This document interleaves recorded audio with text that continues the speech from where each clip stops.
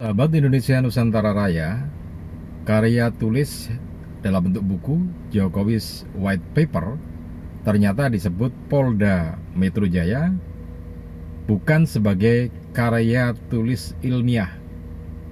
Jadi lebih pada asumsi kemudian klaim ya. Hanya klaim semata. Nah, ini yang disampaikan oleh Polda Metro Jaya melalui Kabid Humas Polda Metro Jaya, Kombes Pol Budi Hermanto. Nah, lebih detail lagi, Direktur Reserse Kriminal Umum atau Direskrimum Polda Metro Jaya, Kombes Pol Iman Imadudin, ini juga menyampaikan lebih detail tentang Jokowi's White Paper atau buku yang ditulis oleh Roy CS ya. Jadi ada Roy CS itu Roy, kemudian Rismond Sianipar dan juga Tifatul, Dr. Tifa ya. Nah, itu disampaikan lebih detail karena untuk menjadi sebuah karya tulis ilmiah atau akan menulis karya tulis ilmiah itu ada persyaratan-persyaratan akademisnya itu ya, bukan hanya sekedar tulisan. Nah, sementara dari Roy Suryo JS menyebut ini sebagai karya tulis ilmiah karena menggunakan bidang keilmuan yang dimiliki oleh masing-masing yang memberikan sumber ini, termasuk Roy Suryo, kemudian Rismond Sianipar dan juga Dr. Tifa. Nah, bagaimana ini bisa menjadi satu hal yang berbeda? Dari sisi penulisnya disebut sebagai karya tulis ilmiah, kemudian dari Polda Metro Jaya disebut sebagai klaim dan asumsi semata. Oke, nanti akan kita buka lebih jauh lagi, lebih detail lagi. Karena itu jangan skip ya. Jadi simak terus video ini sampai selesai. Apa sih sebetulnya yang dimaksud karya tulis ilmiah oleh Polda Metro Jaya itu, kemudian berdasarkan Roy Suryo sendiri seperti apa. Baik, untuk Anda yang baru saja bergabung, jangan lupa tekan tombol subscribe-nya terlebih dahulu, kemudian tekan tombol loncengnya, supaya nanti kalau ada update video terbaru dari channel ini, Anda akan mendapatkan notifikasi yang pertama kalinya ya. Kemudian juga tekan tombol like dan juga share video ini ke teman-teman Anda. Siapa tahu teman-teman Anda juga sedang membutuhkan informasi, perkembangan, update terkait dengan kasus tudingan ijazah Jokowi, Presiden Republik Indonesia yang ke-7. Jadi kasus tuduhan ijazah Jokowi ini memang sudah terus update ya. Termasuk diantaranya tulisan atau buku yang ditulis oleh Roy CS, Jokowi's White Paper ini ya. Seperti yang sudah saya sampaikan tadi bahwa Direktur Reserse Kriminal Umum Direskrimum Polda Metro Jaya, Kombes Pol Iman Imadudin, ini juga ikut menyampaikan bahwa karya tulis itu kalau disebut ilmiah harus memenuhi beberapa standar ya. Nah, hal-hal yang terkaitan dengan standar itu ada etika. Jadi etika itu ada dua hal yang harus diperhatikan, etika penulisan, kemudian etika publikasi. Nah, berkaitan dengan etika penulisan, tentu ini berkait dengan data-datanya gitu ya. Nah, kalau yang terkait dengan publikasi, jadi seperti yang disampaikan oleh Kombes Pol Iman Imadudin di Reskrimum Polda Metro Jaya, terkait dengan publikasi itu maka data-data yang digunakan itu harus orisinalitas. Jadi asli gitu ya. Harus orisinalitas atau asli, sehingga dengan cara semacam itu harus standar keasliannya memang benar gitu ya. Nah, itu nanti akan bisa terbebas dari manipulasi data.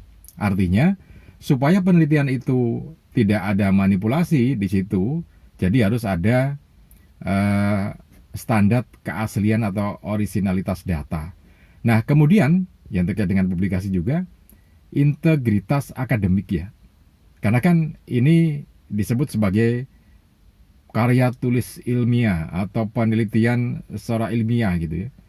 Karena itu harus ada integritas akademiknya. Nah, dalam integritas akademik ini menurut Kombes Pol Iman Imadudin di Reskrimum Polda Metro Jaya bahwa itu akan terkait dengan beberapa aspek. Jadi ada aspek metodologi, kemudian aspek substansi, dan juga aspek teknis, juga kelembagaan etis ya. Jadi itu yang jadi satu catatan terkait dengan Jokowi's White Paper ya. Kenapa kemudian disebut Jokowi's White Paper ini hanya sebagai klaim dan asumsi ya. Nah, yang berikutnya karena itu sebagai hasil penelitian atau karya tulis ilmiah, maka harus ada memenuhi standar atau prinsip-prinsip utamanya ya. Di antaranya adalah respect for person atau respect terhadap masyarakat atau menghormati manusia secara umum gitu ya. Jadi harus menghargai otonomi individu, kemudian juga tidak mengeksploitasi kelompok atau manusia. Jadi benar-benar ditujukan untuk sebuah kebaikan ya, tanpa kemudian menyudutkan ataupun menjelek-jelekan dari objek yang dijadikan penelitian itu gitu ya. Jadi benar-benar memenuhi standar. Jadi respect for person, menghormati manusia, tetap harus menghormati manusia meskipun penelitian itu melibatkan manusia gitu ya. Kemudian juga menghormati otonomi individu, artinya meskipun yang diteliti itu adalah manusia tetap dihormati ya. Jadi seperti dalam sebuah penelitian pada kesehatan kelompok manusia yang atau kelompok masyarakat yang termarginalkan, biasanya tidak akan disebutkan nama-namanya siapa gitu ya. Itu sebagai bentuk penghormatan tanpa menjelekkan pribadi atau person yang bersangkutan, tanpa mencaci dan segala macamnya. Nah itu yang berkaitan dengan apa yang disampaikan oleh Direskrim Polda Metro Jaya Kombes Pol Iman Imanuddin dan juga Kabid Humas Polda Metro Jaya Kombes Pol Budi Hermanto terkait dengan Jokowi's White Paper adalah asumsi atau klaim gitu ya. Masih menurut Kombes Pol Iman Imanuddin, Direktur Reserse Kriminal Polda Metro Jaya, bahwa seorang peneliti itu harus memenuhi unsur etika juga gitu ya. Nah, apa itu etika? Nah, etika ini adalah meliputi beberapa hal. Di antaranya di situ ada kejujuran, kemudian integritas gitu ya. Ada kejujuran, ada integritas, kemudian ada objektivitasnya, kompetensinya juga ada, dan juga menjaga kerahasiaan dari objek penelitian itu. Nah, itu beberapa unsur yang terkait dengan etika ya. Karena itu kalau kita melihat dari beberapa hal tadi yang disampaikan oleh Kombes Pol Iman Imanuddin, Direktur Reserse Kriminal Umum Polda Metro Jaya, bahwa buku Jokowi's White Paper ini adalah bukan karya ilmiah, tetapi lebih pada asumsi dan juga klaim.